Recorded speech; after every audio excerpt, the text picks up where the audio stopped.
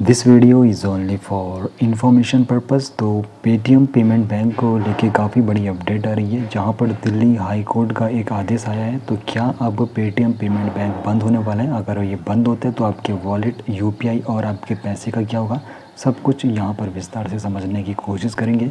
तो देखो, Paytm payment bank limited की पूरी कहानी आपको बताऊँ तो मार्च 2022 में आरबीआई ने पेटीएम पेमेंट बैंक लिमिटेड को नए ग्राहक जोड़ने से रोक दिया था। जनवरी 2024 में आरबीआई ने डिपॉजिट व वॉलेट में पैसे जोड़ने पर रोक लगा दी थी। अप्रैल 2026 में आरबीआई ने पीपीबीएल का बैंकिंग लाइसेंस पूरी तरह रद्द कर दिया था। 8 व 22 जुलाई 2026 को दिल्ली हाई कोर्ट ने बैंक को वाइंड अप यानी कि बंद करने का आदेश दिया है।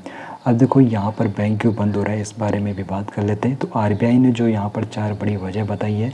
केवाईसी में गड़बड़ियाँ यहाँ पर हुई है, ग्राहकों की पहचान, जांच में लगातार लापरवाही बढ़ती गई, नियमों का उल्लंघन हुआ है, लाइसेंस की शर्तों का बार बार पालन नहीं किया गया, मैनेजमेंट पर सवाल उठता है, बैंक के संचालन का तरीका जनहित के खिलाफ पाया गया था, डिपॉजिटर्स को नुकसान हुआ है, तो बैंक का कामकाज ग्राहकों के हित के खिलाफ चल रहा था।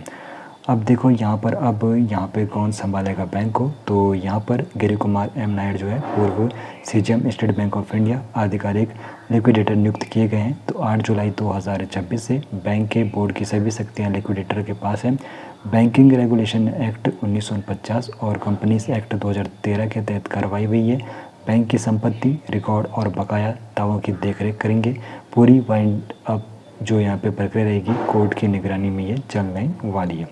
अब देखो, आपका पैसा सुरक्षित रहने वाला है। आरबीआई का भरोसा है कि पीपीबीएल के पास सभी डिपॉजिट चुकाने के लिए पर्याप्त लिक्विडिटी है।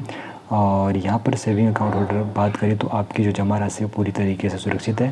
रिपेमेंट कोर्ट की निगरानी में ये होने वाली है। वॉलेट डिटेल्स के लिए खबर है, बचा हुआ बैलेंस जल्द निकाल लें या फिर दूसरे ऐप में आप लोगों को ट्रांसफ़र कर लेना चाहिए।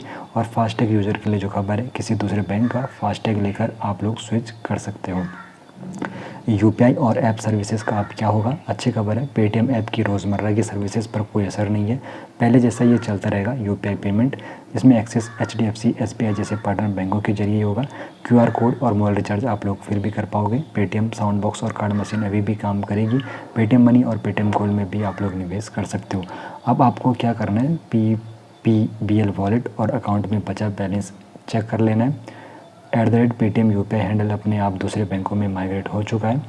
लिक्विडेटर की आधिकारिक नोटिस पर नज़र रखनी है। आरबीआई की वेबसाइट rbi.org.in पर आप लोग अपडेटेड रहिए। बाकी मुख्य बातें एक नज़र में आपको बताऊं तो दिल्ली हाई कोर्ट ने पीपीबीएल को पूरी तरह बंद करने का आदेश दिया है। यह कदम अप्रैल 2026 में आरबीआई द्वारा लाइसेंस रद्द किए जाने के बाद आया है। गिरी कुमार नायर को आधिकारिक लिक्विडेटर बनाया गया है और डिपॉजिटर का पूरा पैसा वापस मिलने का आरबीआई ने भरोसा दिलाया है। पेटीएम ऐप की यूपीआई, क्यूआर, साउंड बॉक्स जैसी सर्विसेज पर कोई असर नहीं होगा। और 197 कम्युनिकेशन, पेटीएम की जो मूल कंपनी है, का अब पीपीबीएल से कोई संबंध नहीं रहा है। तो ये वीडियो सिर्फ एजुकेशन और इन्फॉर्मेशन के पर्पज़ के लिए बनाई गई है।